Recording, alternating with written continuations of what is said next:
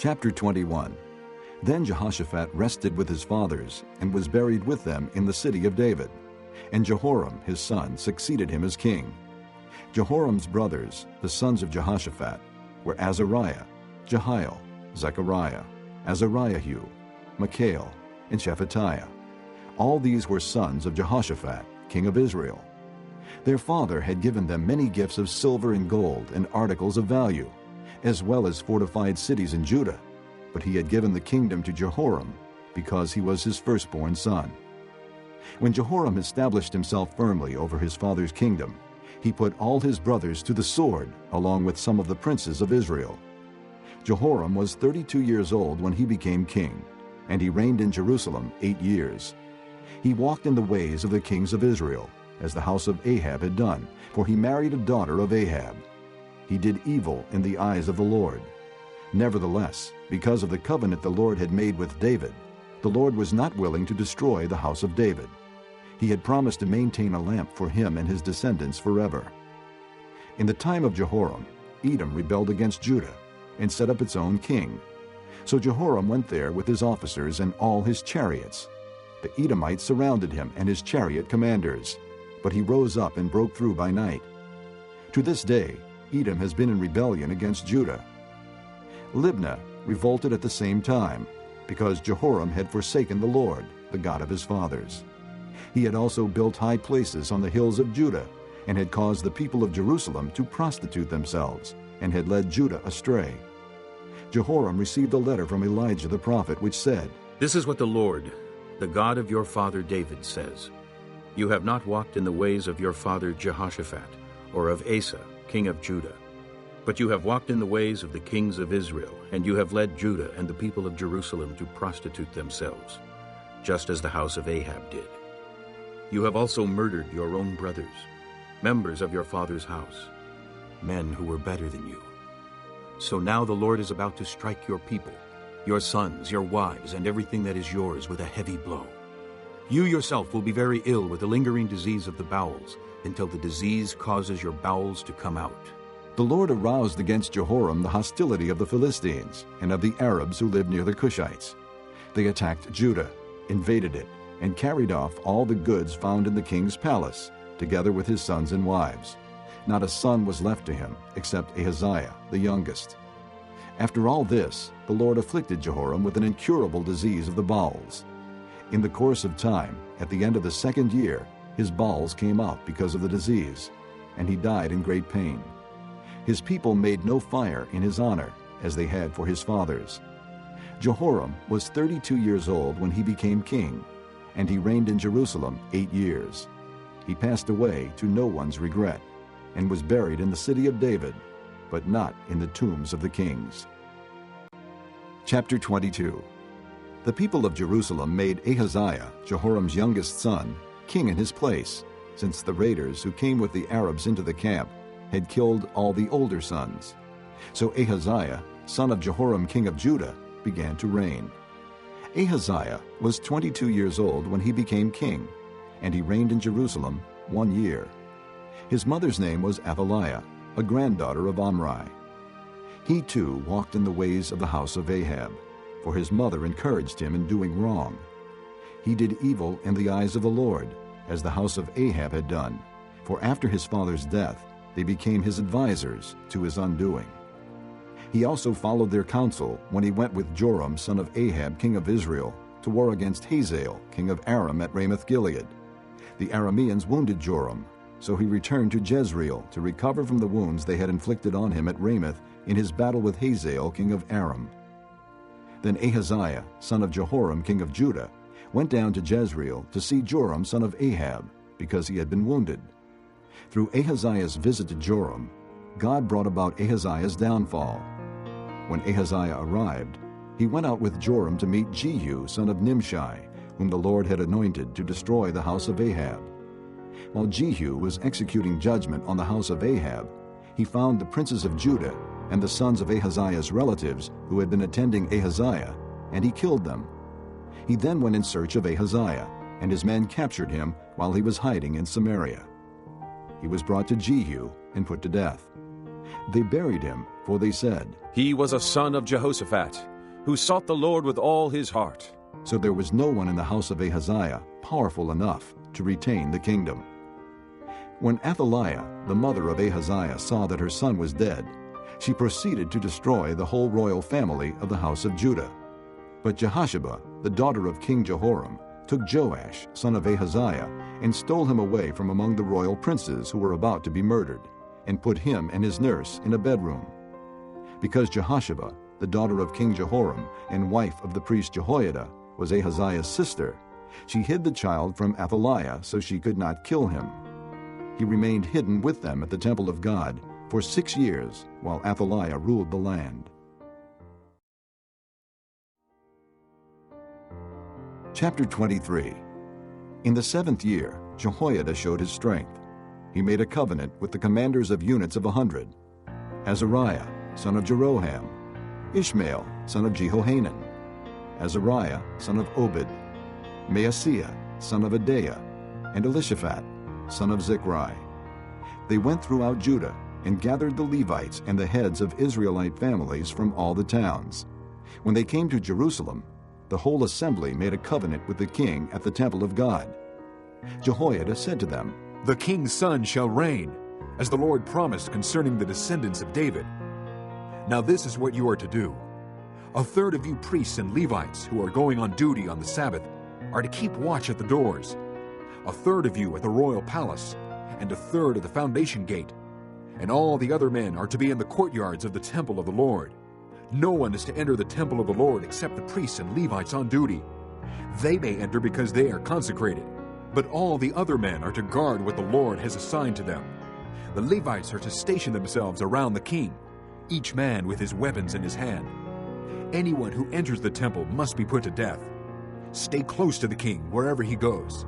The Levites and all the men of Judah did just as Jehoiada the priest ordered. Each one took his men, those who were going on duty on the Sabbath, and those who were going off duty, for Jehoiada the priest had not released any of the divisions. Then he gave the commanders of units of 100 the spears and the large and small shields that had belonged to King David, and that were in the temple of God.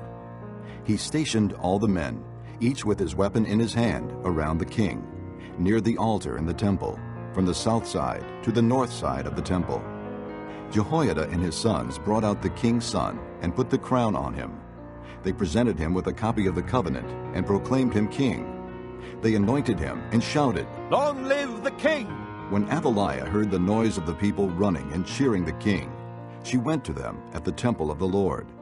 She looked, and there was the king, standing by his pillar at the entrance. The officers and the trumpeters were beside the king, and all the people of the land were rejoicing and blowing trumpets, and singers with musical instruments were leading the praises. Then Athaliah tore her robes and shouted, "Treason! Treason!" Jehoiada the priest sent out the commanders of units of 100 who were in charge of the troops, and said to them, "Bring her out between the ranks, and put to the sword anyone who follows her." For the priest had said, "Do not put her to death at the temple of the Lord." So they seized her as she reached the entrance of the horse gate on the palace grounds, and there they put her to death. Jehoiada then made a covenant that he and the people and the king would be the Lord's people. All the people went to the temple of Baal and tore it down. They smashed the altars and idols and killed Mattan, the priest of Baal, in front of the altars. Then Jehoiada placed the oversight of the temple of the Lord in the hands of the priests, who were Levites, to whom David had made assignments in the temple, to present the burnt offerings of the Lord as written in the law of Moses, with rejoicing and singing, as David had ordered. He also stationed doorkeepers at the gates of the Lord's temple, so that no one who was in any way unclean might enter. He took with him the commanders of hundreds, the nobles, the rulers of the people, and all the people of the land, and brought the king down from the temple of the Lord. They went into the palace through the upper gate, and seated the king on the royal throne. And all the people of the land rejoiced. And the city was quiet, because Athaliah had been slain with the sword. Chapter 24. Joash was 7 years old when he became king, and he reigned in Jerusalem 40 years. His mother's name was Zibiah. She was from Beersheba. Joash did what was right in the eyes of the Lord all the years of Jehoiada the priest. Jehoiada chose 2 wives for him, and he had sons and daughters.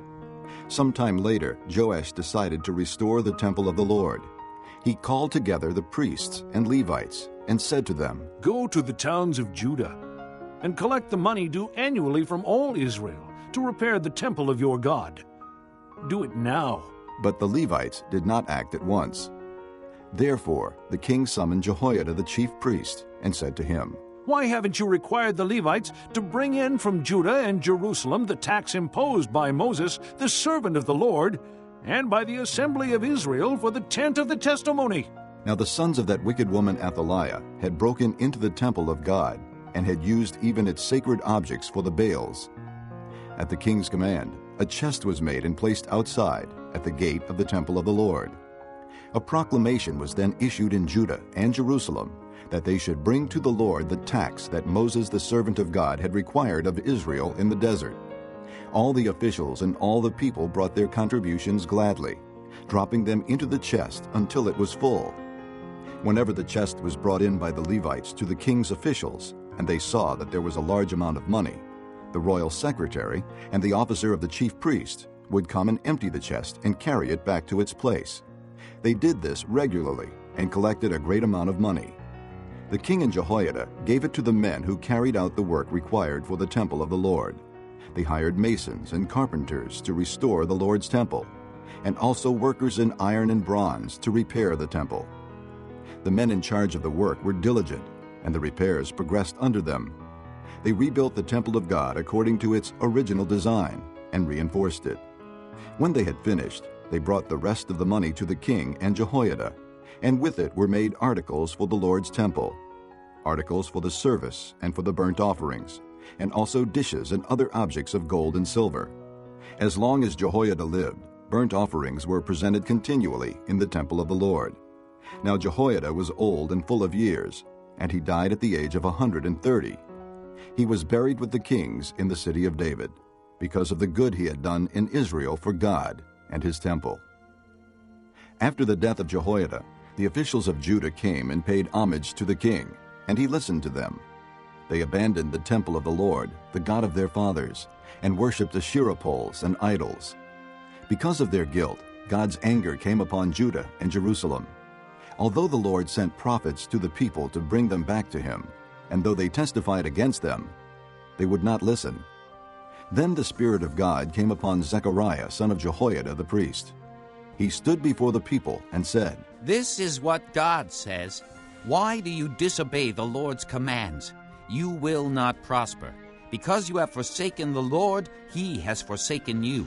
But they plotted against him, and by order of the king they stoned him to death in the courtyard of the Lord's temple.